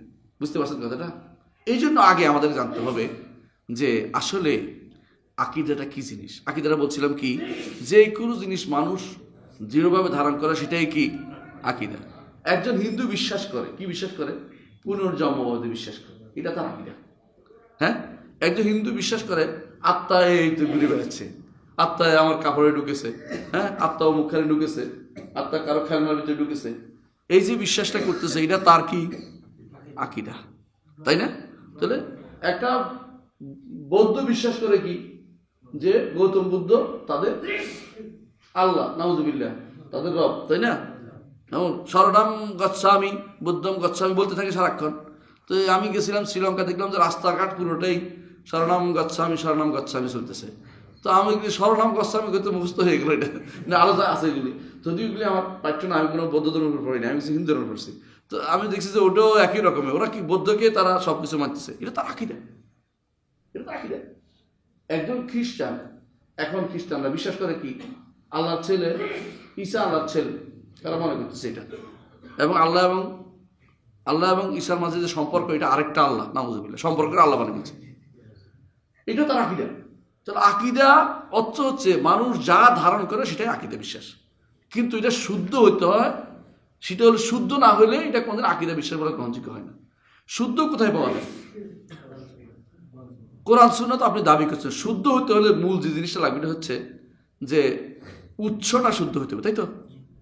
উৎসটা যেখান থেকে আসছে এটা শুদ্ধ হতে হবে, শুদ্ধ আমার কাছে আসতে হবে। কোনো সম্প্রদায় দাবি করতে পারবে না তাদের কাছে তাদের কিতাব শুদ্ধভাবে আসছে, সনদ সহকারে আসছে, প্রমাণ সহকারে আসছে। একমাত্র মুসলিমরা বলতে পারে যে কোরআনে কারীম রাসূলের যুগ থেকে শুরু করে, রাসূল থেকে শুরু করে আজ পর্যন্ত লক্ষ লক্ষ কোটি কোটি মানুষ মুখস্থ করেছে, ঠিক কিনা? এবং এখনো ছোট বাচ্চা কথা ভালো বলতে পারে না, কিন্তু কোরআন মুখস্থ আছে না? অনেক সময় তার অন্য কথা বলে আটকে যায়, কিন্তু কোরআন পড়তে তার আটকে না। বহু মানুষ এরকম আছে। তবে আল্লাহ তাআলার খাস রহমত, ওয়ালাকাদ ইয়াসসারনাল কোরআন লিযিকরি ফাহাল মিন মুদ্দাকির, সহজ করে দিয়েছেন কোরআনকে। এই জন্য কোরআন থেকে আকীদাটা তার নিতে সহজ করে নিতে পারছে, মুখস্থ করতে পারছে। এবং বলে দিয়েছে আল্লাহ তাআলা কোরআনে কারীমে যে ইন্না নাহনু নাযালনা যিকরা ওয়া ইন্না লাহু লাহাফিজুন, হেফাজত দায়িত্ব তিনি নিয়েছেন, এই জন্য হেফাজত রয়ে গেছে। অন্যগুলি হেফাজত দায়িত্ব তিনি নেননি, এই জন্য সেগুলি নিজেরা হেফাজত করতে গিয়ে নষ্ট করেছে। দ্বিতীয় হচ্ছে হাদিস, সাহাবায়ে কেরাম এগুলিকে সংরক্ষণ করেছেন, তাবেঈনরা এগুলো লিখে নিয়েছেন, আইমে মাতবুঈন সেগুলো লিখে নিয়েছেন। এইগুলোর উপরে শত শত হাদিসের কিতাব লেখা হয়ে গেছে, প্রত্যেকে কিছু লিখেছেন। বড় বড় বালাম গ্রন্থে তাদের গ্রন্থগুলো ঢুকে গেছে। বুঝছেন কথাটা? বলতে পারেন আবু হুরায়রা রাদিয়াল্লাহু আনহু হাদিসের কিতাব কই গেল? আবু হুরায়রা হাদিসের কিতাব সবটা মুসনাদ আহমদের ভিতরে। আব্দুল্লাহ ইবনে আমর ইবনে আস রাদিয়াল্লাহু আনহু তিনি তো লিখতেন সরাসরি, রাসূলুল্লাহ সাল্লাল্লাহু আলাইহি ওয়াসাল্লাম হাদিস লিখতেন, অন্যরা কেউ লিখতেন না, তিনি লিখে হতেন। তো তার হাদিসের কিতাব কই? আর সাহিবাতু সাদেকা কই? আর সাহিবাতু সাদেকা পুরোটাই মুসনাদ আহমদের ভিতরে। মুসনাদ আহমদ এমনি 40 খণ্ড হয়নি। সাহাবায়ে কেরামের প্রত্যেকের নামে নামে তিনি হাদিসগুলো জমা করেছেন, যে এগুলি অমুকের, ওগুলি অমুকের, অমুকের ভেবে। তার হাদিসের লেখা নিয়ম হচ্ছে প্রথম আবু বকর, তারপর ওমর, তারপর ওসমান, তারপর আলী, কার কার কত হাদিস আছে। যারা যারা হাদিস লিখেছেন তারা এইভাবে লিখেছিলেন, সেগুলি এনে তিনি তার কিতাবের ভিতরে ঢুকিয়ে দিয়েছেন। যে এই যে আবু হুরায়রা রাদিয়াল্লাহু আনহু হাদিস, সেটা আপনি দেখবেন যদি পড়েন মুসনাদ আহমদ, দেখবেন যে এক টানা 400 হাদিস একই লোক বর্ণনা করতেছে। হাদাসানি ফুলান ফুলান ফুলান রাসূলুল্লাহ সাল্লাল্লাহু আলাইহি ওয়াসাল্লাম, অর্থাৎ তিনি লিখছেন, এটা আনি তিনি পুরোটাই তার গ্রন্থে ঢুকিয়ে ফেলছেন যেন নষ্ট না হইতে পারে। ঠিক, তাহলে বুঝলাম আকীদার দুইটা মৌলিক সূত্র কি, কোরআন এবং সুন্নাহ, দুইটাই কি সংরক্ষিত। এবার দুর্বল যেগুলো, এগুলো আমরা কোনোদিন কাছেও টানি না। বানোয়ার তো দূরের কথা, দুর্বলের কাছেও আমরা হাঁটি না, আলহামদুলিল্লাহ। কোনো দুর্বল কোনো দরকার নেই, আমরা নিজেরা শক্তিশালী হতে চাই। আপনি যখন যাবেন যে ভালো খাবার আছে, খারাপ খাওয়ার দরকার আছে? পেট নষ্ট করার দরকার আছে? কি জন্য নেবেন? এটা কোনো দরকারই নেই। দুর্বল দেখলে ওটাকে বহু দূর ছেড়ে দেবেন, বলে দরকার নেই আমার। আলহামদুলিল্লাহ শহীদ থেকে আমার আলহামদুলিল্লাহ ইউগনি রিয়ান কুল্লি সেই, আমার শহীদ যথেষ্ট, আমার দুর্বলের দরকার নেই, আলহামদুলিল্লাহ। তাহলে আকীদার গ্রন্থ আপনি পাচ্ছেন কোরআন সুন্নাহর মধ্যে, তাই না? কোরআন আকীদা জিনিস কোরআনের মধ্যে পাচ্ছেন, হাদিসের মধ্যে পাচ্ছি। আমার কি কোনো অভাব আছে? নাই। এখান থেকে নিয়ে আলেমরা ভিন্ন করে আকীদার গ্রন্থ লিখেছে, এরা এখন নিজেরা বানান নাই। বুঝছেন না কথাটা? যেমন ইমাম বুখারী রাহমাতুল্লাহ আলাইহি অনন্য এক ব্যক্তিত্ব, তিনি আকীদার গ্রন্থ লিখেছে। বুখারীটা পুরোটা আকীদার গ্রন্থ ধরি। শুরু করেছে কি দিয়ে জানেন? কিতাবুল ওয়াহী, ঈমান। শেষ করেছে কি দিয়ে জানেন? কিতাবুত তাওহীদ। চিন্তা করে দেখছেন শুরু এবং শেষে এই লোকটা কেমন সুন্দর ছিল। কিতাবুত তাওহীদ যদি কোনো কেউ পড়ে আকীদা বিভ্রান্ত হবে না। কি করছে? বাবুন, অধ্যায় রচনা করছে। লিল্লাহি আযজা ওয়া জাল্লা আইনুন, আল্লাহর চোখ আছে সরাসরি। লিল্লাহি আযজা ওয়া জাল্লা ইয়াদুন, আল্লাহর হাত আছে। এরপর ধরে লেনছে এরকম আকীদার গ্রন্থ বুখারী পড়ে হাজার বছর ধরে, তার হাজার বছরও পড়ে কেউ, তাদের লোকেরা বংশ পরম্পরা পড়তেছে, কিন্তু বুখারীর এই আকীদা গ্রহণ করতে তারা রাজি নেই। বুঝছেন তো কথা? ইমাম বুখারী যেটা বলছে আর এটাই শুনুন। আপনি যদি আকীদার, আপনি তো বুখারী দিয়ে তো বড় হইতে চান, হয়তো বুখারীর ওস্তাদ, অমুক মুসলিম, ইমাম মুসলিম পড়াইতে পড়াইতে মুসলিমের ওস্তাদ কয়, মুসলিম হুজুর কয়, হ্যাঁ বুখারীর হুজুর কয়, বুখারীর হুজুর। কিন্তু আকীদার ক্ষেত্রে ইমাম বুখারীরটা নিতে রাজি না। তো আপনি কিসের হুজুর হলেন? ইমাম বুখারী যেখানে বলছে বাবুন আল ঈমানু কাওলুন ওয়া আমালুন ইয়াজিদু ওয়া ইয়ানকুসু, এটা অধ্যায় রচনা করছেন বুখারী, যে এটা অধ্যায় দিলাম যে কিসের, যে ঈমান কথা এবং কাজের নাম, মানে শুধু কথা না, শুধু উচ্চারণ নয়, অন্তরের বিশ্বাস, মুখের স্বীকৃতি এবং কর্মকাণ্ডে প্রতিফলন নাম হচ্ছে ঈমান। ইমাম বুখারী অধ্যায় রচনা করছে ইয়াজিদু ওয়া ইয়ানকুসু, বাড়ে এবং কমে। আপনি বলেন যে না, ইমাম বাড়ে না, ইমাম কমে না, ইমাম কাজের নাম ঈমান না, ঈমান হচ্ছে শুধু বিশ্বাসের নাম। তো আপনি কি ইমাম বুখারী মানছেন? তো আপনি বুখারী পড়েন কেন কষ্ট করে? এই জন্য পড়েন যে আপনি শুনছেন যে এটা পড়লে কি হয়, বলা দূর হয়, তাই না? অনেক তো বুখারী খতম করে, কোনো থাকবে তো বুখারী খতম হচ্ছে।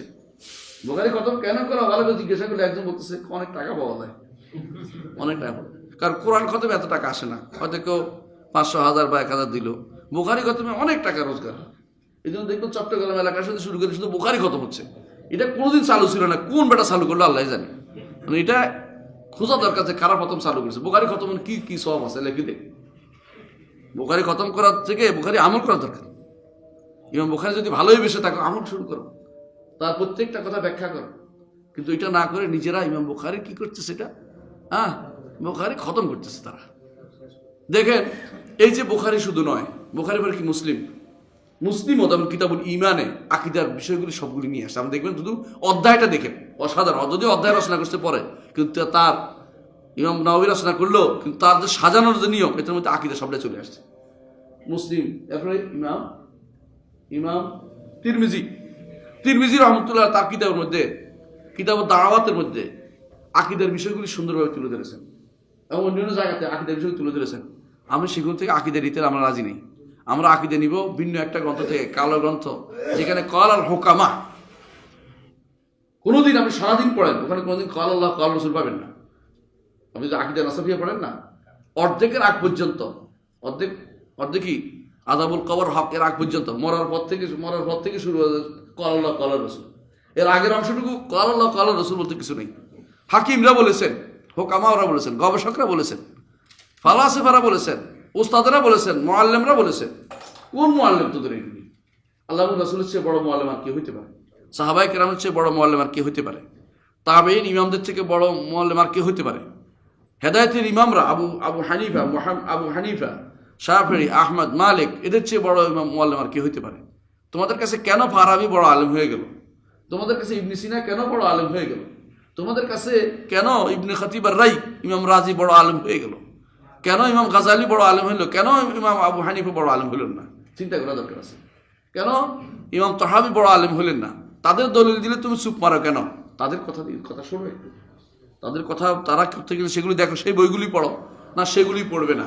সবাই পাঠ্যপুস্তক করে দিয়েছে, নাম দিয়েছে আকায়েদুন নাসাফিয়া, বাস এটা পাঠ্য, আর কিছু পাঠ্য নেই। বলছে এদেশে পাঠ্য হচ্ছে আকায়েদুন নাসাফিয়া, যে আকায়েদুন নাসাফিয়া ইয়ানসিফুদ দ্বীন ওয়াদ দুনিয়া, দিন দুনিয়া সব ধ্বংস করে, হে আকায়েদুন নাসাফিয়া তারা পাঠ্য করছে।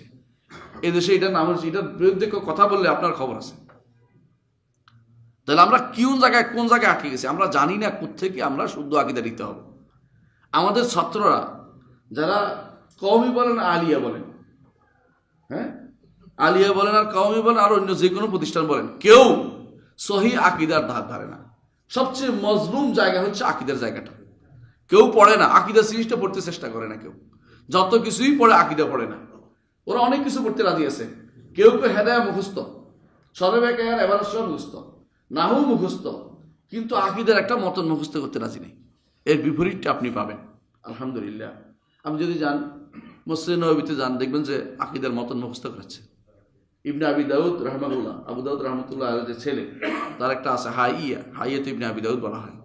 তো কি কি আকীদা পোষণ করতে হবে, ছোট্ট কয়েকটা 40-43টা বাইট মুখস্থ করছে। আমি আমার ছাত্রদের পড়াই, আব্দুল্লাহ জাহাঙ্গীর স্যার ট্রাস্টে, ওগুলি মুখস্থ করাই, ছাত্রদেরকে ব্যাখ্যা করে পড়াই, তাদের আকীদাগুলো শুদ্ধ করার চেষ্টা করি। কারণ এর মাধ্যমে আমি ঠিক রাখবো। যদি আকীদা শুদ্ধ ছাড়া আপনি কবরে যান, আপনি কি পার পেয়ে যাবেন? পার পেয়ে যাবেন? পার পেতে পারেন না। কিন্তু আপনি আমলে কিছুটা ত্রুটি আছে, সুন্নত আমল করেন না, কিন্তু পার পাবেন ইনশাআল্লাহ, পার পেয়ে যাবেন। কোনো না কোনোভাবে সুপারিশও পাবেন শেষ পর্যন্ত, তাই না? কিন্তু আকীদা যদি খারাপ থাকে, আপনি সুপারিশ পাবেন না। কারণ যে ব্যক্তি শিরিক করবে, যার কুফরি থাকবে, যার মুনাফিকি থাকবে, সে তো কোনো সুপারিশ পাবে না, সে তো কোনো সুপারিশ পাবে না।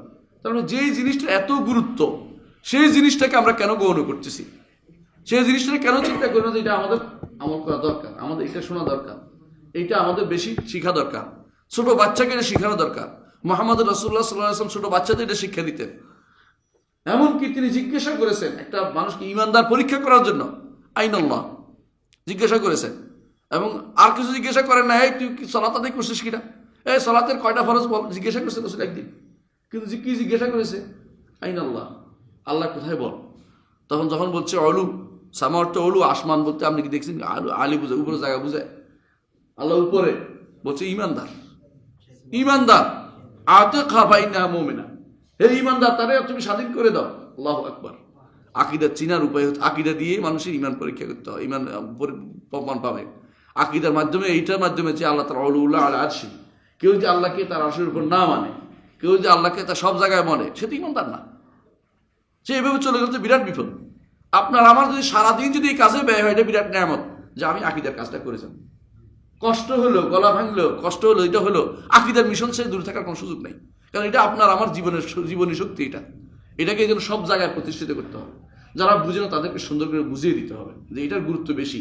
আপনি আমল নিয়ে যা করতেছেন, আপনি বেশি বেশি করে সওয়াব পাওয়ার আশা যা করতেছেন, এক এক এক এক এক পদক্ষেপে 49 কোটি সওয়াবের আশা করতেছেন, তাই না?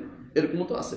কেউ তো একবার যদি কেউ রাস্তায় বের হলে তিনি নাকি একবার আল্লাহ রাস্তায় জিহাদ হয়ে যাচ্ছে, মারামারি করলে জিহাদ, এটা কিন্তু এটা জরুরি না।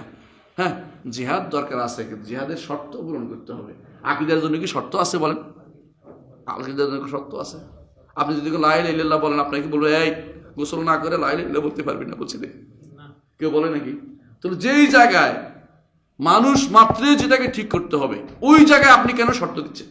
আর যেই জায়গায় শর্ত আছে সেখানে নিঃশর্তভাবে মানুষকে বিভ্রান্ত কেন করছেন?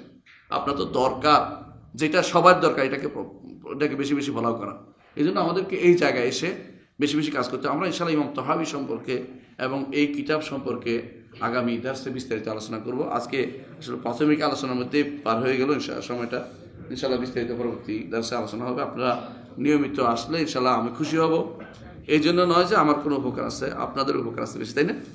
আমারও কিছু আছে, সব তো হবে ইনশাআল্লাহ।